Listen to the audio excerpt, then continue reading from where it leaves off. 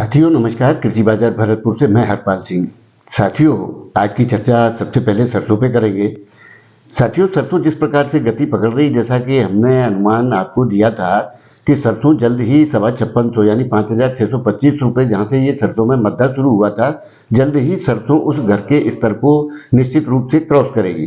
तो साथियों जैसा कि आप सभी जानते हैं कि कल भरतपुर मंडी 5635 रुपये ऊपर में जाकर के पहुंच गई, और जिस गति से सरसों जो चल रही है, जो हमने दिवाली से पहले का आपको जो टारगेट दिया था यानी कि 5800 रुपये का, उससे महज सरसों आज की तारीख में 165 कदम की दूरी पर ही बनी हुई है। और जिस गति से सरसों में सुधार हो रहा है या तेजी का रुख चल रहा है, उससे लगता है कि साथियों निश्चित रूप से जल्दी ही, यानी कि जो हमने अनुमान दिया था कि दिवाली पर सरसों 5800 रुपये, तो वो हो सकता है कि दिवाली से पहले ही ये इस चीज़ को चेज कर ले और उसके साथ ही 5800 रुपये के घर को सरसों पार करती हुई नजर आती दिखाई देती है। साथियों जैसा कि आप सभी जानते हो कि भारत सरकार ने अभी आयातित खाद्य तेलों की टैरिफ में सुधार किए यानी कि कटौती की है, लेकिन उसका असर भी बाजारों में देखने को नहीं मिल रहा है।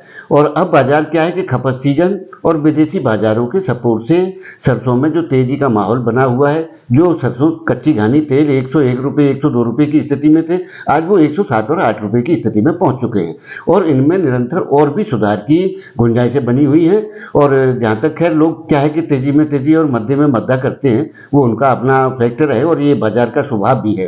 लेकिन साथियों जो हमारे युवा उद्यमी हैं, उनमें थोड़ी बेचैनी बहुत तेजी से बढ़ती है, जबकि पुराने उद्यमी सारी चीज़ों को बिल्कुल निश्चित रूप से समझते हैं। और किसान भी हमारा उस तरीके से समझता है कि सरसों को ब्लैक गोल्ड क्यों कहा जाता है, सरसों काला सोना किस लिए है, क्योंकि इसमें नुकसान की कभी भी गुंजाइश नहीं रही।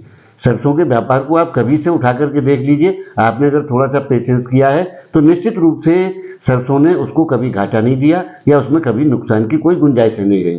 साथियों मेरा मन तेजी की ओर अग्रसर पहले से था, आज भी मैं तेजी में ही हूँ। और निश्चित रूप से ये जो तीसरा पड़ाव है, यानी कि जो 5800 रुपये का हमने आपको तीसरा पड़ाव, जब सरसों 4900 रुपये से थी, जब से देकर के चल रहे हैं, तो साथियों अब सरसों उस पड़ाव के बिल्कुल करीब है।